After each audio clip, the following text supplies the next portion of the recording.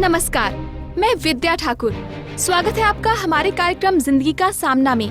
आज से 1100 साल पहले महान नीति शास्त्री मनु ने एक मनुष्य प्रभुत्व वाले समाज में स्त्रियों के लिए सीमाएं बनाई और आज 1100 साल बाद क्या वो स्त्रियां उन सीमाओं को पार कर पाई हैं, उनसे मुक्त हो पाई हैं? और अगर नहीं तो इनके पीछे क्या कारण है?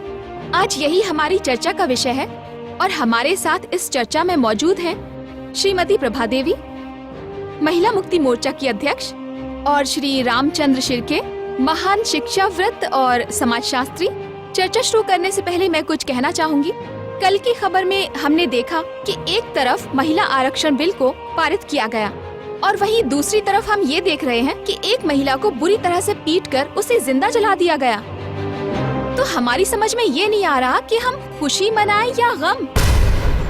हमें एकजुट होकर इस सामाजिक संरचना को तोड़कर और नए समाज की रचना के लिए संघर्ष करना होगा। मैं तो कहती हूँ कि हर क्षेत्र में कम से कम स्त्रियों को 50% का आरक्षण का प्रावधान देना होगा।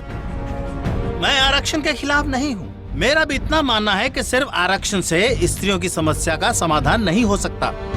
हाँ, मगर इसे ढाल के रूप में तो उपयोग में लाया ही जा सकता है, वरना पुरुष प्रधान समाज में नारियों की स्थिति हमेशा दबी और कुचली ही रहेगी। मैं नहीं मानता कि इस युग में सिर्फ पुरुष ही स्त्रियों के दुश्मन हैं, बल्कि मैं तो ये कहूँगा कि स्त्रियां स्वयं स्त्रियों की दुश्मन हैं। ऐसा आप कैसे कह सकते हैं? ये तो वही बात हुई कि जैसे ही पुरुष पर उंगली उठाई वो बिफर उठा, जैसे आप बिफर उठे हैं। पुरुष इस बात को क्यों नहीं मान लेते कि आज स्त्रियों की जो दुर्दशा है वो सिर्फ पुरुषों के कारण है? क्या आपने कभी सावित्रीबाई फुले का नाम सुना है?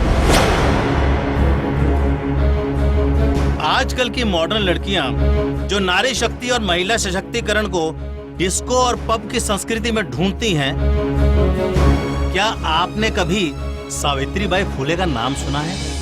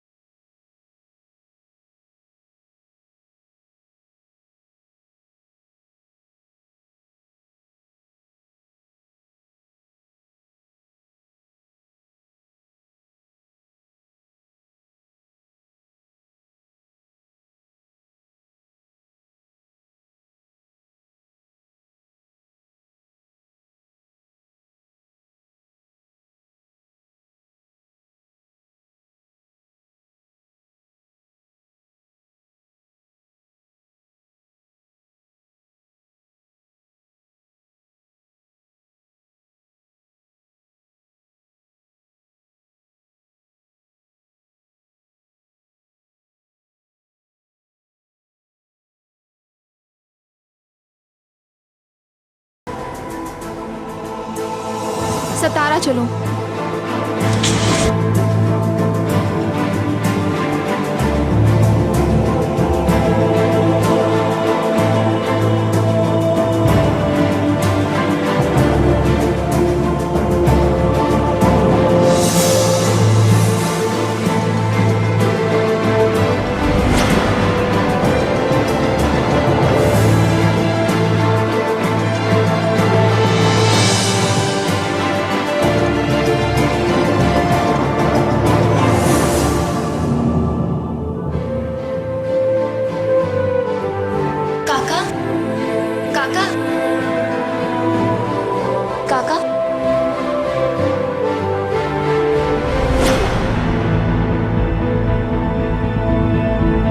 कौन हो तुम? मैं विद्या, आरडीजी नेटवर्क की रिपोर्टर हूँ। लेकिन यहाँ तो कुछ भी नहीं हुआ। फिर आज तुम्हें कौन सा समाचार चाहिए? 180 साल पहले सतारा की इस पावन धरती पर सावित्रीबाई फुले ने जन्म लिया था।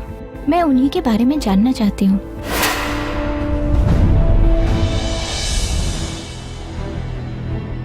भारत के इतिहास में 19वीं सदी का पूर्वार्ध पुनर्जागरण काल के नाम से जाना जाता है। इस काल के समाज ने घोर ब्राह्मणवाद और पेशवा साम्राज्य के आगे अपने घुटने टेक दिए थे। ये काल सामाजिक कुरीतियों जैसे विधवाओं का शोषण,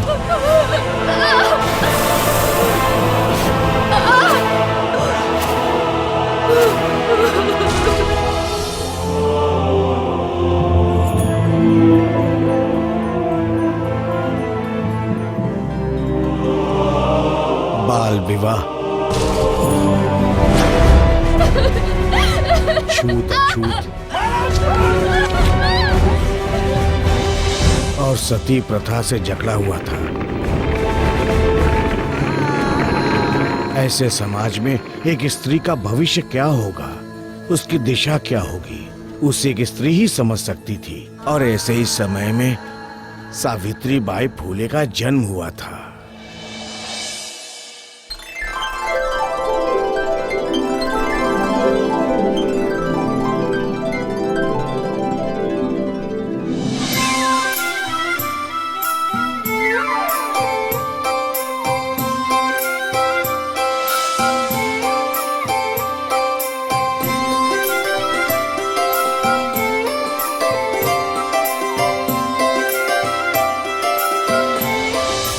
फिर क्या हुआ काका?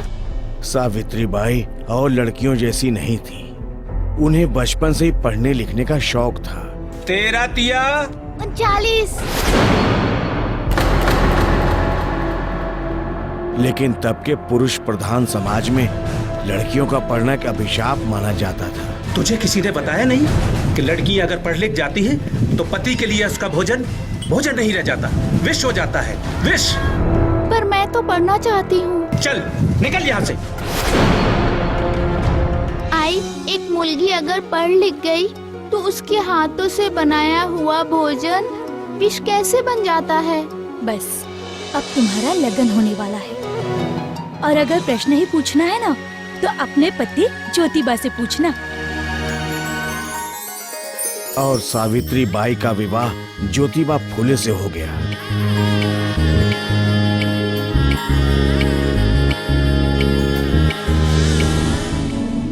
सावित्री बाई के मन में जो पढ़ने लिखने की इच्छा थी उसे ज्योतिबा बहुत अच्छे से जानते थे।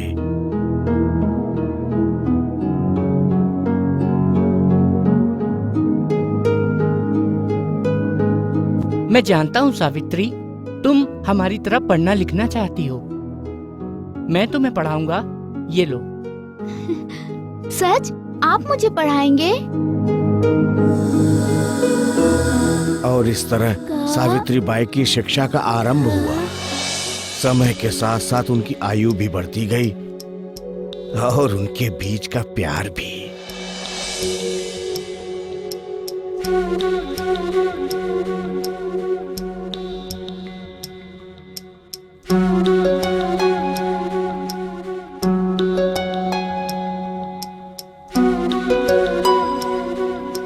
और ज्योतिबा के सहयोग से सावित्री बाई ने अपनी शिक्षा भी पूरी कर ली थी।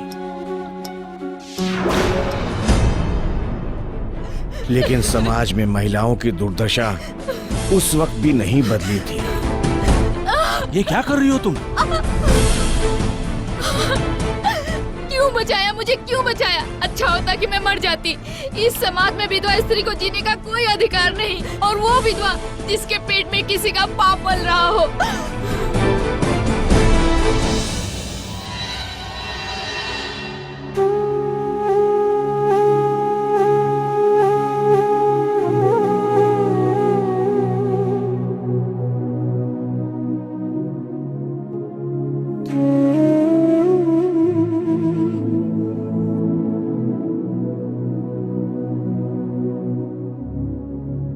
क्या हुआ? आप इतने परेशान क्यों हैं? सावित्री, कितनी अजीब बात है। हम अपने आंगन को तो साफ देखना पसंद करते हैं, पर हमारे समाज को नहीं। पानी तब तक स्वच्छ रहता है जब तक वो बहता रहे। इसी तरह समय के साथ साथ हमारे विचार, हमारा समाज आगे नहीं बढ़ा तो हम पिछड़ जाएंगे, मलिन ही रह जाएंगे। क्या समस्या है जो आपको इतना विचलित कर रही है? स्त्रियों की दुर्दशा। स्त्रियों की दुर्दशा मुझसे देखी नहीं जा रही और उस दुर्दशा का एक ही निराकरण है, विद्या प्राप्ति। सावित्री, मैंने तुम्हें शिक्षा देकर एक दिए को जलाया है। क्या हम उस एक दिए से 1000 दिए नहीं जला पाएंगे? मैं स्वयं स्त्रियों को जाकर पढ़ाऊं, यह शक्य नहीं। आप मेरे निश्चय को पूरा कर सकती हैं? आपका प्रेम ही मेरे लिए प्रतिबद्धता है। सोच लो, रास्ता बहुत कठिन है। अगर आपका साथ रहा तो नहीं लगेगा। अंधकार कितना भी गहरा क्यों ना हो, उजाला तो होता ही है ना। सावित्रीबाई फूले ने अपने पति ज्योतिबा के साथ मिलकर देश में महिला शिक्षा की नींव रखी थी और वो देश की पहली महिला अध्यापिका बन गई थी। और उन्होंने गांव में घर घर जाकर शिक्षा के लिए आमंत्रित किया। काका, मैं आपके बच्चों को शिक्षित करना चाहती हूँ। क्या आप नहीं चाहते कि आपकी बेटियां भी पढ़ें लिखें, वो भी कुछ बने? क्या आप चाहते हैं कि वो भी वो सब भुगतें जो आप लोगों ने भुगता है? आपकी बच्चियों का भी शिक्षा पर उतना ही अधिकार है जितना कि बेटों का। आप मेरा भरोसा कीजिए, मेरा विश्वास कीजिए। नहीं करना हमको भरोसा। हमारी मुर्गियों को नहीं पढ़ाना हमको। उनके इस कदम का बहुत लोगों ने विरोध किया और कई लोगों ने उनका समर्थन भी किया।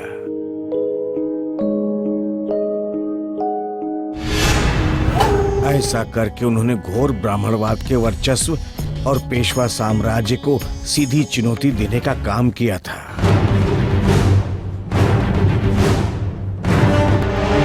वह हमारी धार्मिक मान्यताओं को चुनौती दे, हमारी सामाजिक मान्यताओं का अपमान करे, हम ये कदाचित सहन नहीं करेंगे। आप हमारी नियति की नियमता है। आप जो उचित समझे कार्रवाई करें। इस राज्य का प्रशासन आपके साथ है। हम समाज की दुर्गति नहीं होने देंगे।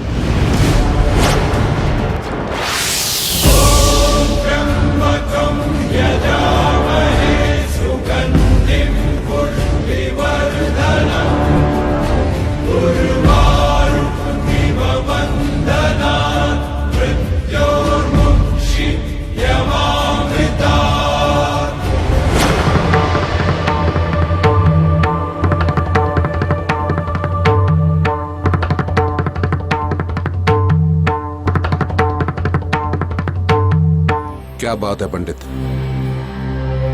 बहुत शांत लग रहे हो और शांतता हमें पसंद नहीं। बोलो क्या बात है? समस्या है महाराज।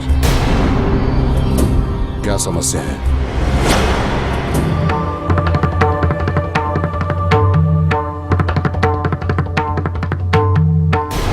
जल के प्रवाह को कौन रोक पाया पंडित? और इन छोटे मोटे कंगरों से कुछ फर्क नहीं पड़ता। समुद्र हो या नदी, साम दाम दंड भेद, हमें जो करना है वो करेंगे, परंतु उस स्त्री को आज रोकेंगे। उत्तम महाराज। बच्चों, शिक्षा तो एक ऐसा प्रकाश है जिससे जीवन के सारे अंधकार नष्ट हो जाते हैं। शिक्षा तो एक शक्ति है जिससे हम अपने अंदर की सारी कमजोरियों को दूर कर सकते हैं।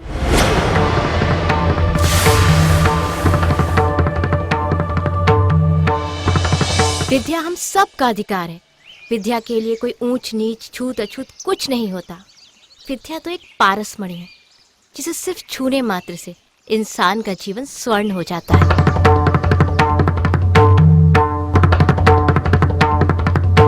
विद्या से इंसान सिर्फ स्वयं का ही नहीं बल्कि पूरे समाज का उद्धार कर सकता है। समझे मेरी बात? बंद करो ये सब। सब के सब अपने घर जाओ और यहाँ आने का तो साहस मत करना। जाओ जाओ। अरे रुको, ठहरो, सुनो तो।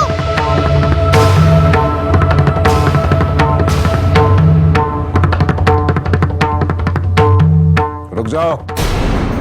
इतना अंतर रखना कि तुम्हारी अशुभ छाया हम तक नहीं पहुंचनी चाहिए। हमारी बराबरी करने की चेष्टा मत करो, नहीं तो हमारा एक निर्देश तुम्हें ऐसा दंड देगा कि तुम्हारी सारी निष्ठा मिट्टी में मिल जाएगी।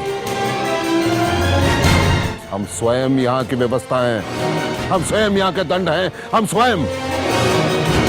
देखो सावित्री, यदि कल तक तुमने अपना ये प्रयास बंद नहीं किया तो कल के सूर्यास्त तक तुम सदा सदा के लिए अस्त हो जाओगे। एक सावित्री के अस्त होने से मेरा निश्चय अस्त नहीं होगा महाराज। लोगों को शिक्षित करना कोई अपराध तो नहीं। अरे हमारे शास्त्रों का विरोध करना ही सबसे बड़ा अपराध है। किसी भी शास्त्र में ये तो नहीं लिखा कि शिक्षा प्राप्ति अपराध है। तो तुम अभी हमें ज्ञान दोगी? हाँ सावित्री, हमें ज्ञान दोगी तुम? नहीं, मैं सिर्फ अज्ञानता मिटा रही हूँ। इसका परिणाम बहुत बुरा होगा सावित्री। चिंता नहीं। अरे बहिष्कृत कर देंगे तुम्हें, दाना पानी उठ जाएगा इस गांव से, बाहर निकाल देंगे गांव से तुम्हें। तो एक नए समाज का निर्माण होगा। तो तुम हमें ललकार रही हो? नहीं महाराज, ये पुकार मेरी नहीं बल्कि आने वाले कल की आहट है। अरे तुम्हारा आने वाला कल तो और भी ज्यादा दुश्वार होगा सावित्री, याद रखना। मुझे कल की नहीं काल की चिंता है। अरे हम स्वयं काल हैं, हम महाकाल हैं। तो ठीक है, अब आप ही मेरा काल निश्चित कीजिए कि आने वाले कल को आप दुश्वार करते हैं या आने वाला कल आपको दुरुस्त करता है। आज्ञा दीजिए महाराज।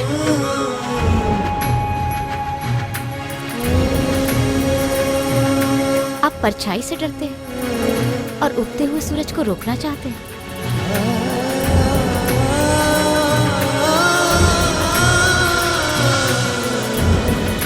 मगर पेशवाओं के विरोध के बाद भी सावित्री बाई के इरादे कमजोर नहीं हुए थे।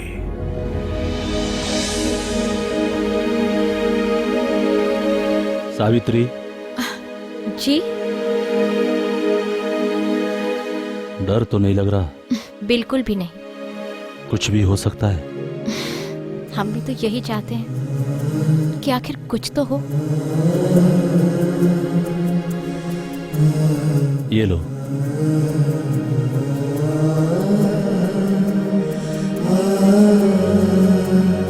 सावित्री, तुम जिस रास्ते से गुजरने वाली हो वहां तुम्हें इसकी जरूरत पड़ेगी। घर से लेकर विद्यालय तक सामाजिक कुरीतियों का कीचड़ है और उस कुरीतियों के कीचड़ से सनी हुई साड़ी को पहनकर कैसे शिक्षित करोगी अपने विद्यार्थियों को? असतो मा सद्गमय तमसो समझ गए। ज्योतिर्गमय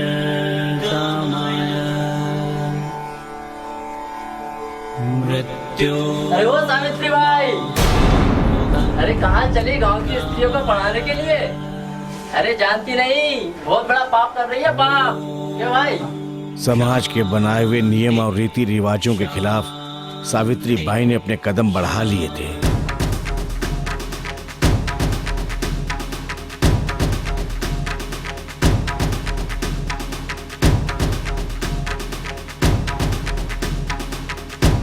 अरे देखते रहो, मारो मारो मारो मारो मारो।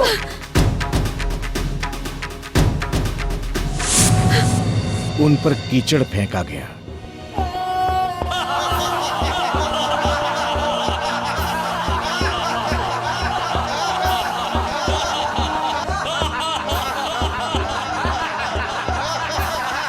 घर से लेकर विद्यालय तक सामाजिक कुरीतियों का कीचड़ है और उस कुरीतियों के कीचड़ से सनी हुई साड़ी को पहनकर कैसे शिक्षित करोगी अपने विद्यार्थियों को? लेकिन उनके कदम अब रुकने वाले नहीं थे।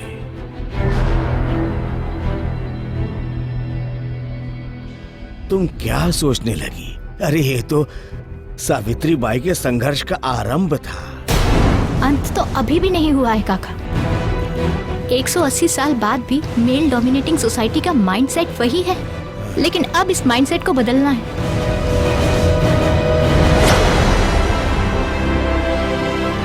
इसका हल हमें कहीं ना कहीं सावित्रीबाई फुले की कहानी में ही मिलेगा और मैं उनकी ये पूरी कहानी जानकर ही रहूंगी।